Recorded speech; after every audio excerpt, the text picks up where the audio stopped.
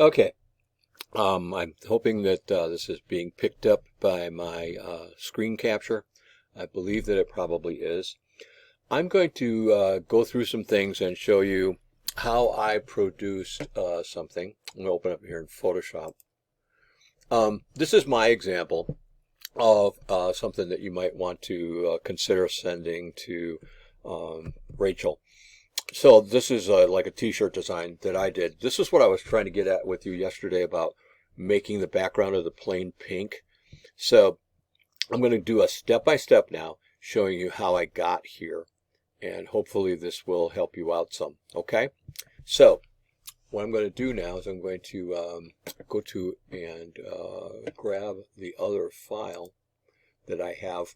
I did some capture of some screen art of a DC-3. Now, DC-3 was a plane that was used in World War II for transport. It's this one here, DC-3 from below. I'm going to open this one in Photoshop because that's the one that I started with. Go to Photoshop. Come on, open with Photoshop 2023.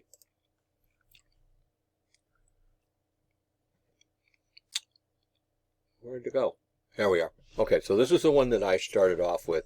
It's just the plane on a white background with the discs for where the props are where the propellers are revolving. Okay, so it's a background, it's locked up. I want to unlock it. I'm going to double click that to unlock it. Get it on a layer of its own. Name this one Original. I always do this so that I don't lose the copy that I started with in case I've got to back up and do something else. And I do some backing up with this one, and I'll show you how. All right, so I'm going to take that Original, and I'm going to duplicate that layer. There's probably a key command for doing that kind of stuff. I do a lot of my stuff just as drag and drops so that you don't get lost. So I'm going to take down the Original and drag it down to the icon next to the trash and make a duplicate copy of it. This is the one that I'm going to take into a technique called lift. I'm going to take this one, I'm going to lock it up. I'm going to take the original copy, and I'm going to name this one Lift. Not to confuse us, but in a few minutes there'll be another one called Lift Layer. So I'm going to take this one here. I'm going to go out on my screen with my Move tool.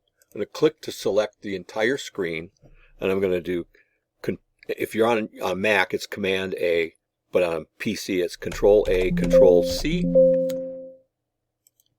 Come on. Control A. Why is it doing that to me? I want to take this whole layer, I want to copy it, and it's not letting me. Let me just drop out here a minute. Make it smaller. Okay, I'm going to drag my marquee tool around the whole thing because I want to copy this, and it wasn't letting me do that. Okay, so you got the marching ants around the whole thing in the Lift layer. I'm going to go to Edit, Copy, and I'm going to go over here and come to a thing called Channels. Now, since I'm in a color document, it's showing me RGB, red, green, blue. Each one of these layers is separate, even though this is a black and white image. I'm going to create one new layer in there named Alpha. It looks like everything went away. Don't panic. What I want to do in that area is I want to do Edit and Paste. That puts the object back in as Alpha 1. I'm going to take Alpha 1 and I'm going to name it Lift Layer. You could also name it Lift Art. I'll say Lift Art for this. So Lift Art. All right. So when I go back out to layers, notice how the Lift layer has changed to red. That means I've done something with it. Okay. All right. So I'm going to click off of that again with my marquee tool to get rid of the marching ants. And I'm going to create a new layer. I'm going to name that layer Background. And then I want a white background so I can see what it is that I'm doing. And go over here and change my color to white, which is 6Fs, 1, 2, 3, 4, 5, 6. Open that. And if I go over here to my paint bucket tool, I should be able to fill this entire layer with white. Okay, so the background layer is white. I'm going to create a new layer in here, and I'm going to name this one Lift Layer. And this is where the lift art is going to go. So what I'm going to do is I'm going to come over here to select and come down to load selection. Okay, what I want to do now is I want to find that channel that I created in the channels palette, which I named it lift art. Say okay. And the other thing that I'm going to want to do is invert it. I don't want to select the whole background. I want to select just the lines of the airplane. So I'm going to say invert. I'm going to say okay. And you see the marching ants show up inside here? That means that it's selected all of the lines from the original artwork and has outlined them all. I'm going to change my color back to black. 1, 2, 3, 4, 5, 6 zeros. I'm going to change my paintbrush tool, which is fairly large. You want to make sure it's fairly large and fairly hard. So to do that, you can adjust this arrow up and down to make it bigger, and adjust this arrow if it's over here and soft, you want it all the way up to hard. And then I'm going to go back and forth over this layer, and it's coloring it in. Now you may say to yourself, well, so what? That's what I was looking at before. But it's not what you were looking at before.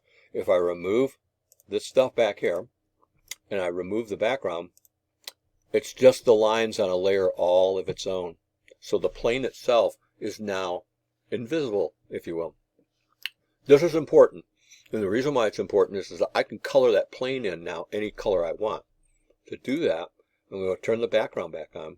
I'm going to turn the lift layer back on. Right now I don't want anything to happen to the background, and I don't want anything to happen to the lift layer. So I'm going to lock both of them. So I don't do anything with them. I'm going to come back to the lift layer itself, shut these two off, go back to lift, grab my magic wand tool, come over here and click outside. Now you can see it all the way around the outside of the airplane and up here. Okay?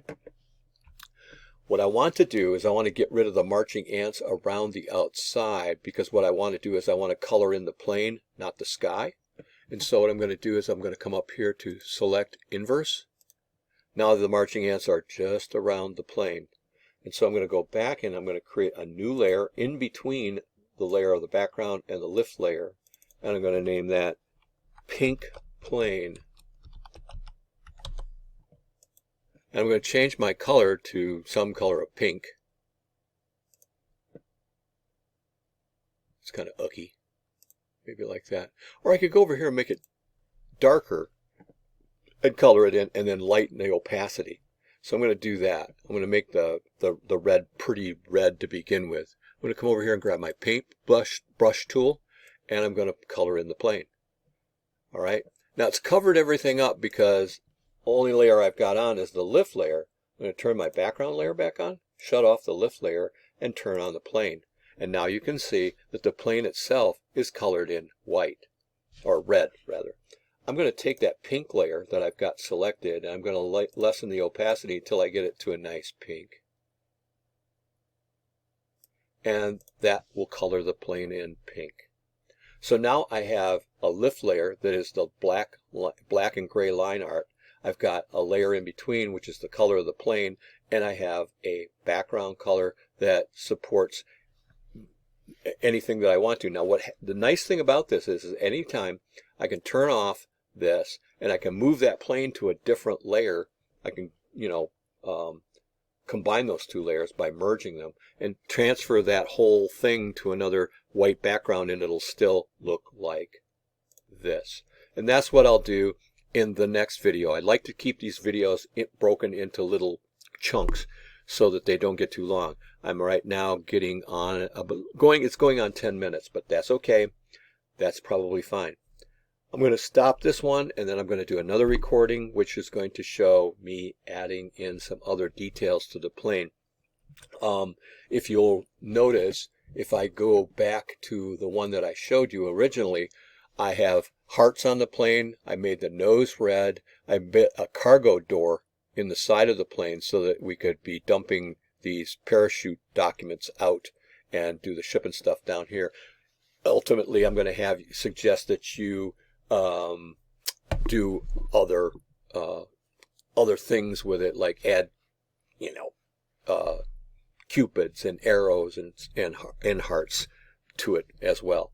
So I'm kind of like, it's kind of a one-off. I'm giving you this idea. and you can just go ahead and use it. Okay. All right. We're at a little over 10. I'm going to stop this one and we'll make this recording number 1.